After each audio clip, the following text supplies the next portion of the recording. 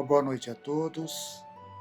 Vamos então elevando os nossos pensamentos a Deus e a Jesus, pedindo aos bons espíritos que estejam conosco mais uma vez nesta noite, iluminando a nossa mente, os nossos corações, fazendo a nossa prece, pedindo por todos os necessitados neste momento.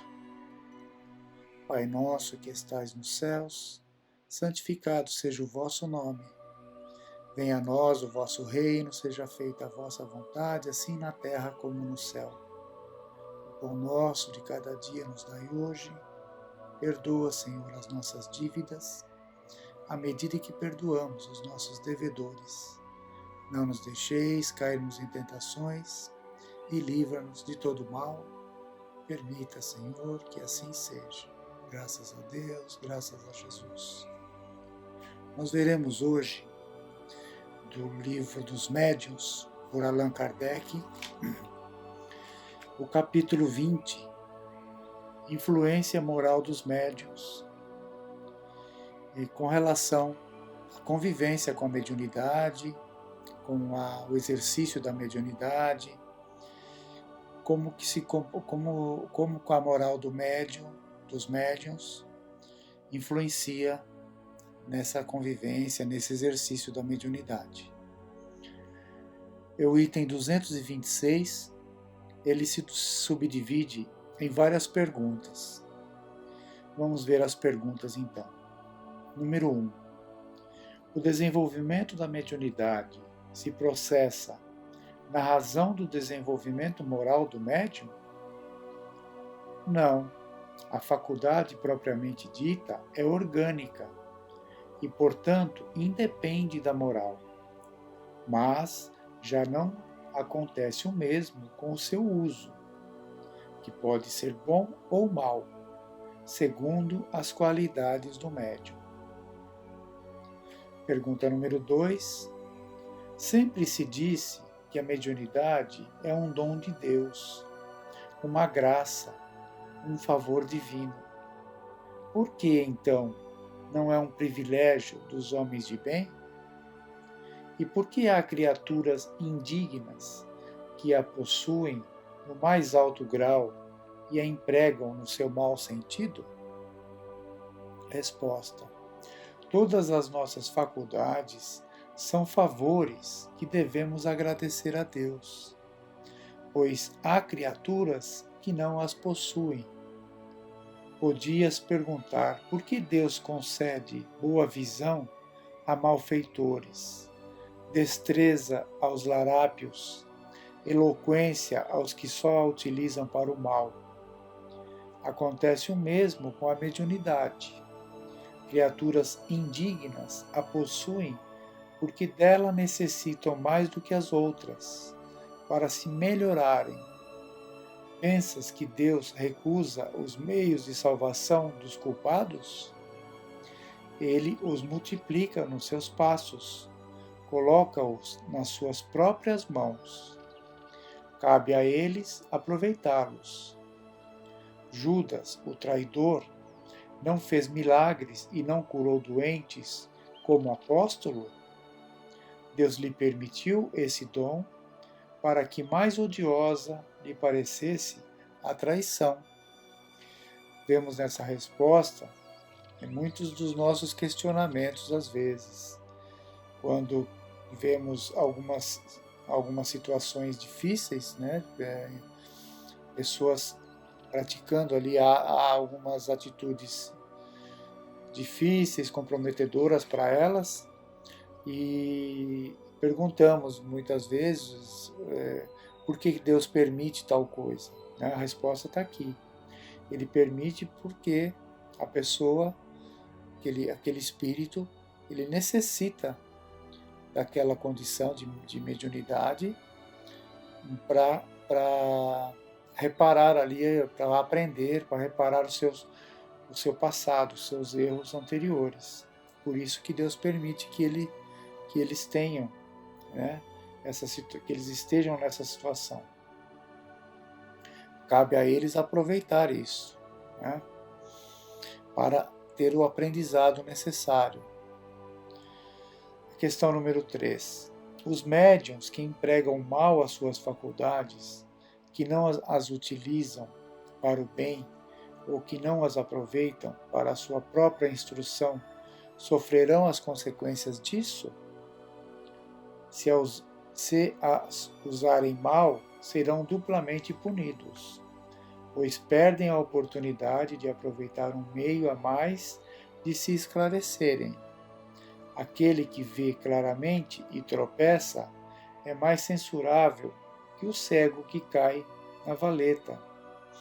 Então, o mau uso da mediunidade ele vai ser duplamente punido, aquele médium, pois ele vai perder a oportunidade de aproveitar ali o aprendizado e de se esclarecer, né? E o erro que ele cometer, ele vai ter que reparar depois. Número 4.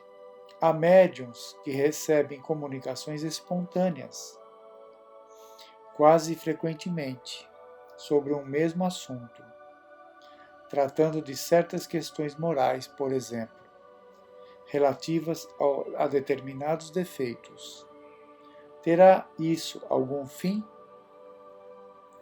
Sim, e a finalidade é esclarecê-los a respeito do assunto constantemente repetido, ou corrigi-los de certos defeitos. É por isso que a uns os espíritos falam sempre do orgulho, a outros da caridade, pois somente a insistência poderá, por fim, abrir-lhes os olhos. Não há médium empregando mal a sua faculdade, seja por ambição ou interesse, ou prejudicando-a por um defeito essencial, como o egoísmo, o orgulho, a leviandade, e que não receba, de tempos em tempos, alguma advertência dos espíritos.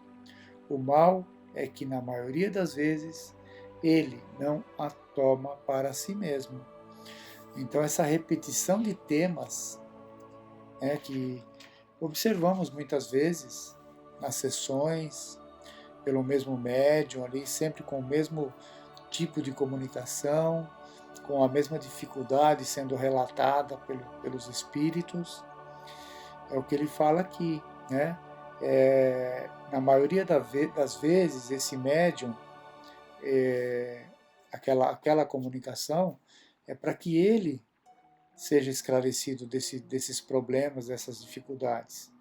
Né? Se ele consegue absorver isso e se modificar moralmente, ele terá um grande proveito disso. Agora, não achar que aquela comunicação sempre é para terceiros, é para os outros, né? Jamais.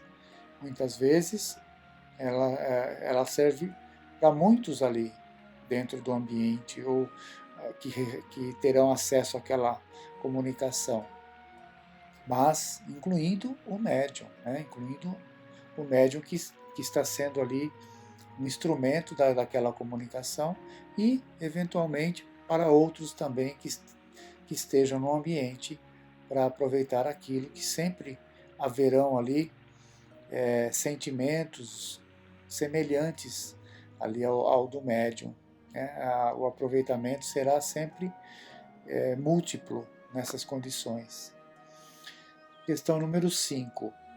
Ao receber lições de sentido geral, sem aplicação pessoal, o médium não age como instrumento passivo ao serviço da instrução dos outros?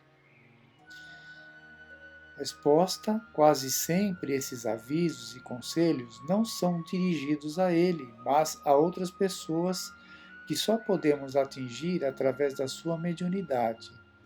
Mas ele também, se não estiver cego pelo amor próprio, deve tomar a sua parte. Não penses que a faculdade mediúnica seja dada apenas para a correção de uma ou duas pessoas. Não. O objetivo é maior.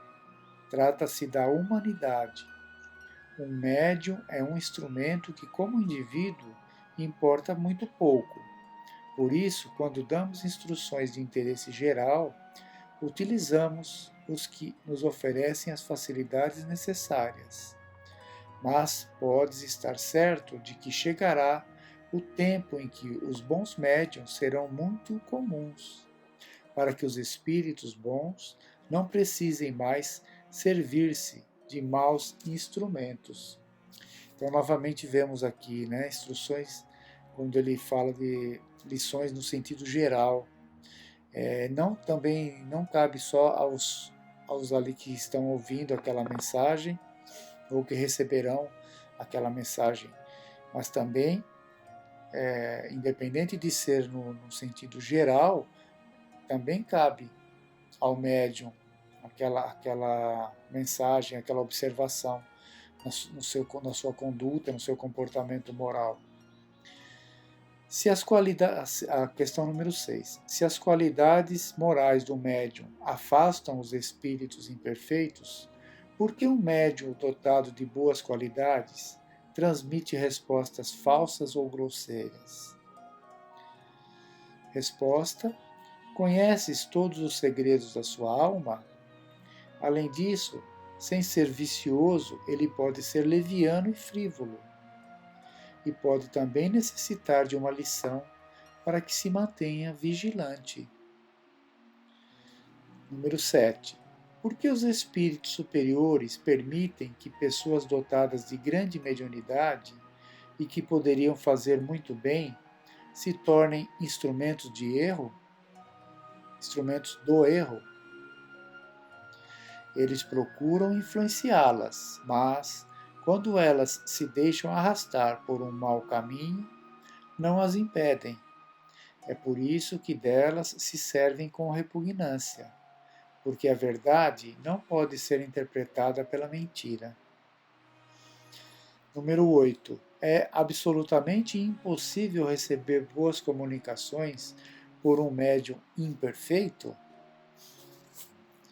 Resposta: um médium imperfeito pode às vezes obter boas coisas, porque se tem uma boa faculdade, os bons espíritos podem servir-se dele na falta de outro, em determinada circunstância, mas não o fazem sempre, pois quando encontram outro que melhor lhes convém, lhe dão preferência. Então, sempre a questão da necessidade. Se numa comunicação, dentro de uma sessão espírita, uma casa espírita, existirem dois médiuns de condições morais diferentes, né? Um pouco mais equilibrado, um outro menos equilibrado,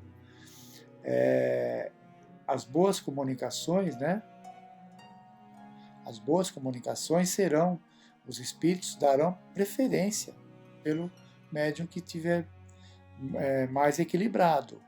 Na ausência disso, poderão utilizar sim o outro menos equilibrado, é o que ele responde aqui, né? Que será aproveitado sim, desde que não tenha uma outra opção no momento. Então essas questões do livro dos médiuns, elas são importantes para nós ficarmos vigilantes nas nossas questões morais, né? Não só quando participamos das sessões no centro espírita, mas também na nossa vida privada, na nossa vida particular, né? Porque o nosso preparo moral para as sessões, ele é conquistado na nossa vida comum, na nossa vida diária. Então, é importante estarmos preparados dentro da casa espírita, mas também fora, né, na nossa vida privada de cada um, no particular de cada um, porque é aí que nós iremos, é assim que nós iremos para dentro do centro, né? Com esse preparo que temos fora, levaremos para dentro do centro, tá bom?